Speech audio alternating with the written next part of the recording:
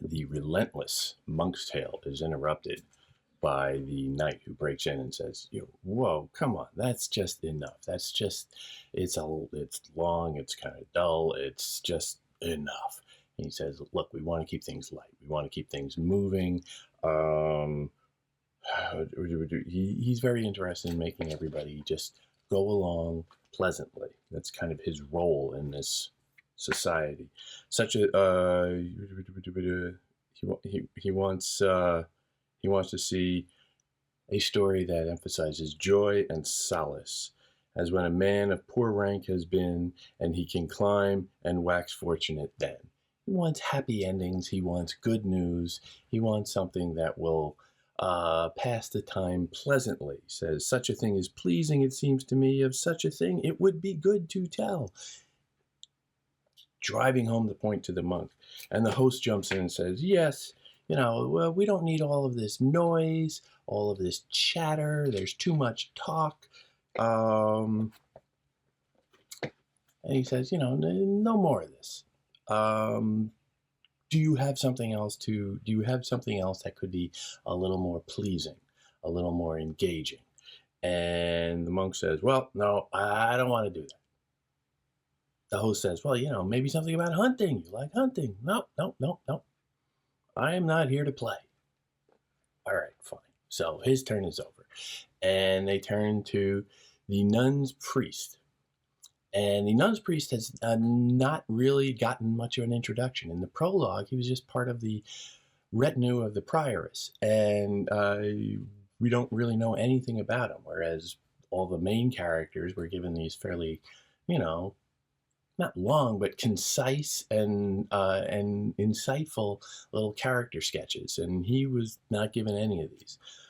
But he is called upon and says, "Would you like to tell a story?" And he jumps in and says, "Well, sure." And he agrees specifically under this context of he has to please, he has to be pleasant. And he starts to tell a story that is somewhat familiar.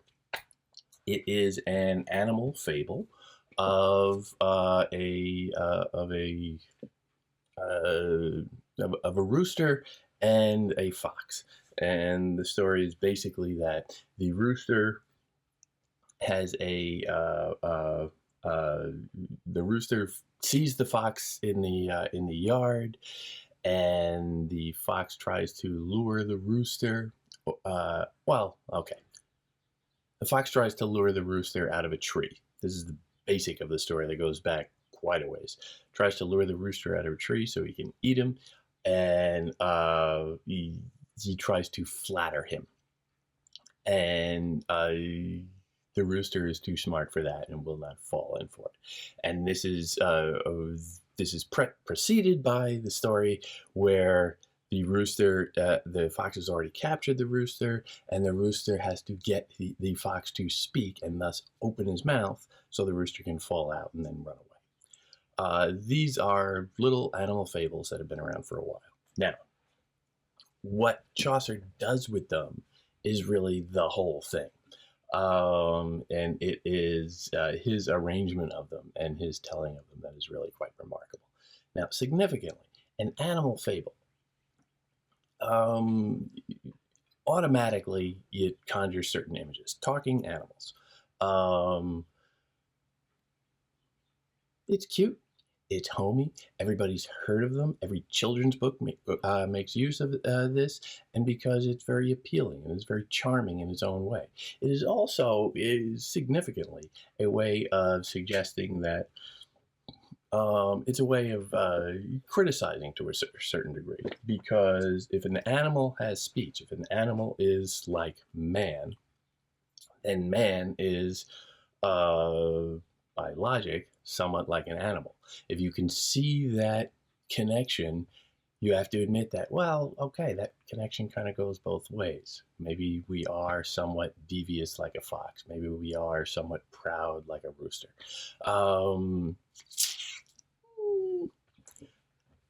It's a dicey little truth that is buried inside something that is very charming on the outside. If you just take the fable at face value and just say, "Oh, isn't that cute? The animals are talking." Uh, it's easy to pass by. But within that, there is often quite pointed criticism. So that's significant to keep in mind. But what is essential in the Chaucer version of this that he does so well in this is the tone. And the tone is a kind of mock heroic tone where it's not just that they are talking animals, but they are talking in a grandiose way. They are giving, especially the rooster, who is said to have this great voice and has, everybody loves to hear him sing. And the parallels to speech are very obvious in there. But the tone is quite pronounced. Now, it begins with some very homey, down on the farm simplicity style, where everything is very modest and homespun. A widow lives on a farm with her two daughters. No wine did she drink, neither white nor red. Her table was served most with white and black, milk and brown bread, in which she found no lack. Brown bread is the bread of peasants. Milk is the drink of peasants largely. They don't drink wine because, of course, they're very pure. But more that they aren't fancy. They are very common folk. And all of this is going to be very recognizable to Chaucer's audience. And again, it's appealing to a kind of populist audience that won't have too many expectations of anything particularly fancy or high flown. And in the wake of some of these stories that have been told here, this is pitching itself at one of the lower registers, it would seem. But after all of this laying out, after all of this, where you get, just a simple, very basic portrait of farm life, peasant farm life, we're introduced to Chanticleer, the rooster, and we're introduced to Pertolote. I always mispronounce it. Pertolote, his hen. He has apparently several hens around, but she's the main one. It's good to be the cock. And for at that time, the narrator says, or the nun's priest says, for at that time, as I do understand, a little distancing there is like, well, I am told all beasts and birds back then could speak and sing. And suddenly we go from realism into flat fantasy. And so it happened that one day when the day was dawning, as Chanticleer there among his wives all sat on his perch with his which was placed in a ball, and next to him sat his fair Pertolote. Chanticleer began groaning in his throat like a man who in his dreams has trouble sore.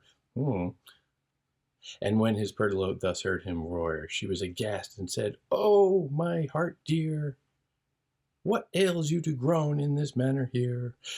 You are such a sound sleeper, for shame. Fie, madam," he said. Madam? Very formal. Even for, if they have a serious relationship, would you really call your significant other madam? The formality is striking on that. But then it gets even more so when you compare it to the fact that they have been laying out this milieu of very common folk throughout. We're a couple of we're like 100 lines into it here, and it's all very homey and homespun, and suddenly we get this formal "Madam," he said, and that's not even going near the fact that this is a rooster who is saying this, but "Madam," and you automatically get that sense of character from that. I love that. "Madam," he said, and thus he answered, "I pray to you that from this you take no grief. From this you take no grief."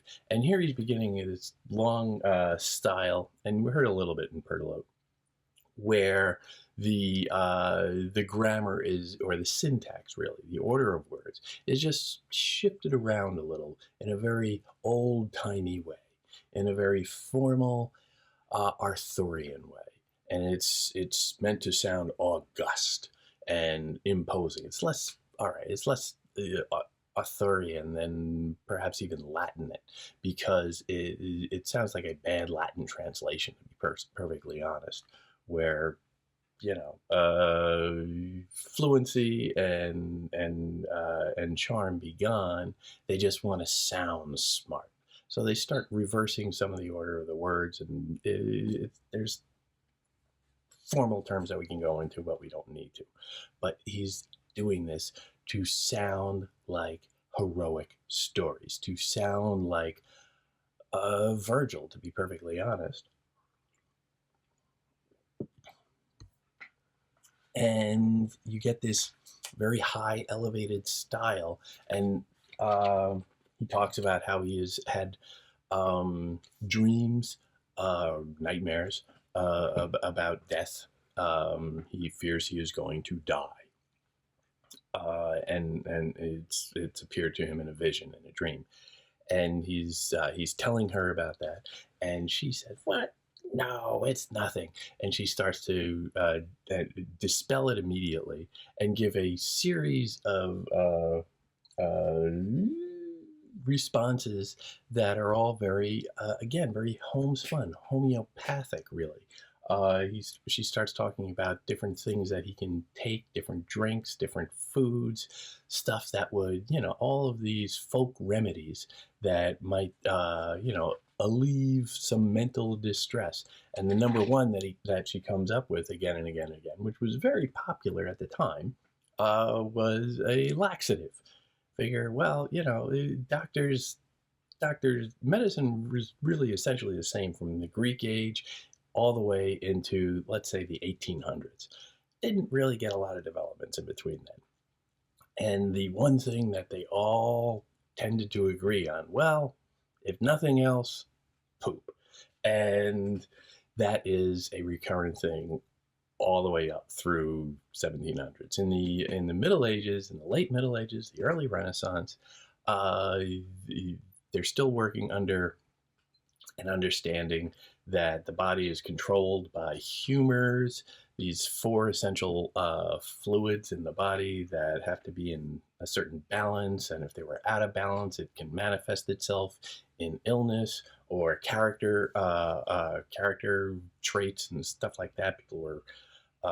People who were hot-tempered had a certain kind of imbalance and what have you, and we've seen some of that. And the result is always, well, we have to take some fluid out of you, and quite often this can come in the form of laxatives, of getting you to poop. Another one that was very notorious is bleeding. They would bleed people who were sick, which often made them more sick and perhaps die. They just sit there, well, let's get a bucket, open a vein, and drain out all the bad blood. And that would, in their mind, get rid of all of the bad humors. But of course, if you lose too much blood, what happens? Well, you die. These things happen. But he keeps saying, "No, I see. I'm genuinely afraid. I don't think the purgative is going to work." And he takes on the notion of dreams himself and the value of dreams, and he goes through this list of classical references. Not just classical. Starting around like line 355 in the tale.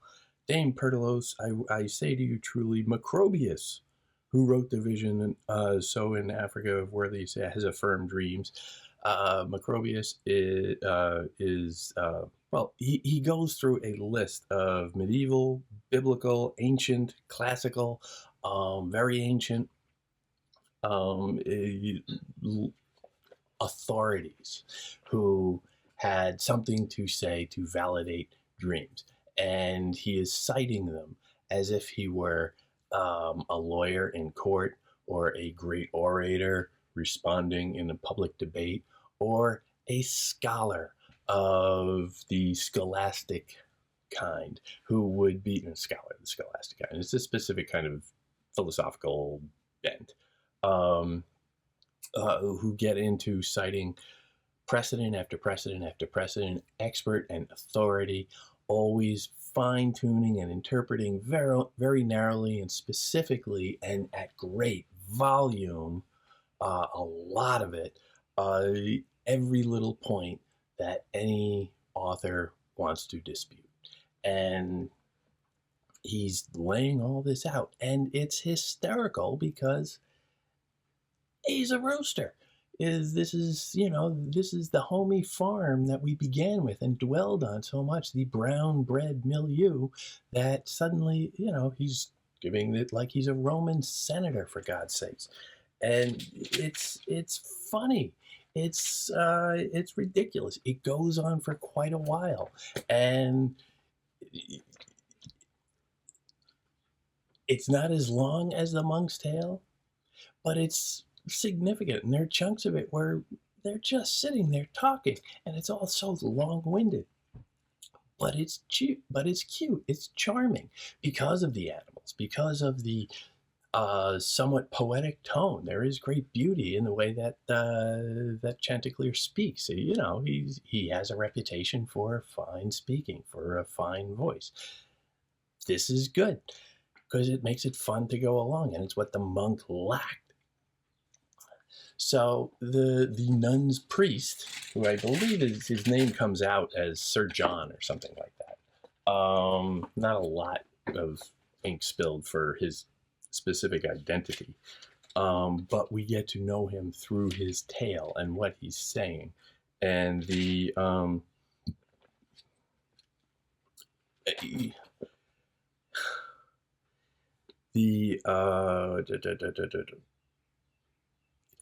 goes through not just citing those authors, but he compares.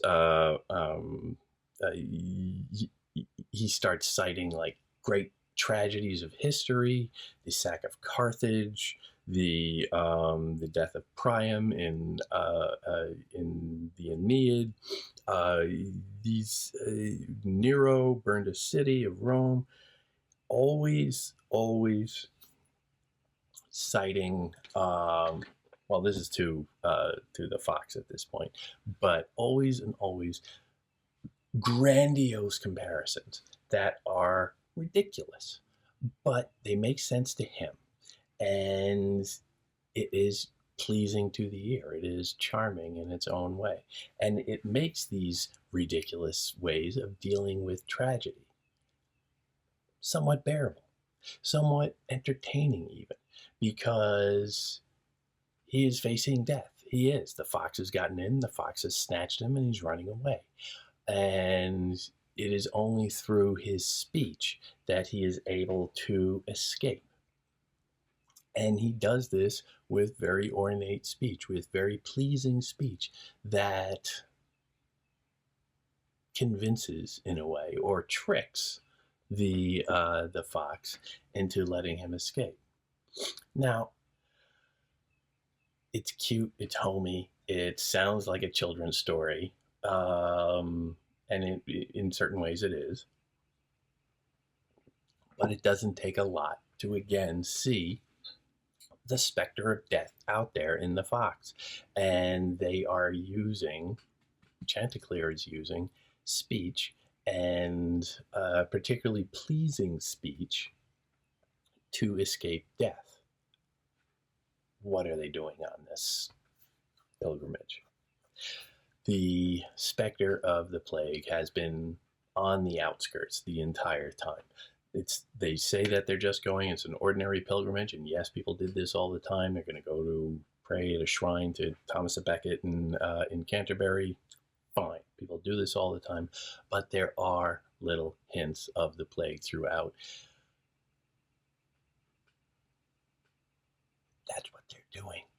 They're using language, they're using words to escape death because they have grown up with it. It's the culture right now.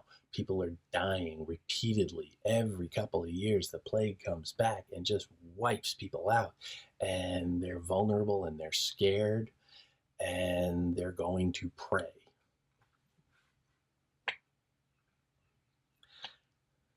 Here we see the serious part of it. Now, the Monk's Tale was somewhat grim and about great leaders and destruction and death and just relentless. And that can be arduous. It can be depressing, as the knight and the host seem to suggest right at the beginning. But what it is most acutely here is it is dispiriting. And a little tale, a little story, something that might remind you of your childhood when you probably heard this story to begin with in some form or another, or might just be, oh, well, I read these sorts of great adventures and epic tales all the time, so now this is just sort of a funny version. Yeah, it's like a cartoon version of a Tarantino movie. It passes the time. It gives you a sense of the survivability of tragedy. It gives you a hint that you are in control to some degree. They can't control the plague. None of these people can. But they can control how they think about it, how they react to it, how they can band together against it. There is a very specific and sweeping short passage in here when the fox first runs away and runs away with the cock, with Chanticleer, and everybody in the farm comes out because there's all this ruckus and all the animals start going crazy, and the widow and the two daughters and everybody around the village, it seems, just starts running because they hear all the chaos. They're all running to the crisis. They're all running together. They're all united. They're all coming to try and help, to try and find out what's the matter, what's going on, how can I help, what can I do, what is the problem. They're banding together in a moment of crisis, which is what the pilgrims are doing, which is what people tend to do in moments of crisis. When they can do nothing else, at least they can do it together. Chaucer was smart enough to know that, and he can put it in a pleasing and charming, innocuous, harmless little tale that captures exactly that point.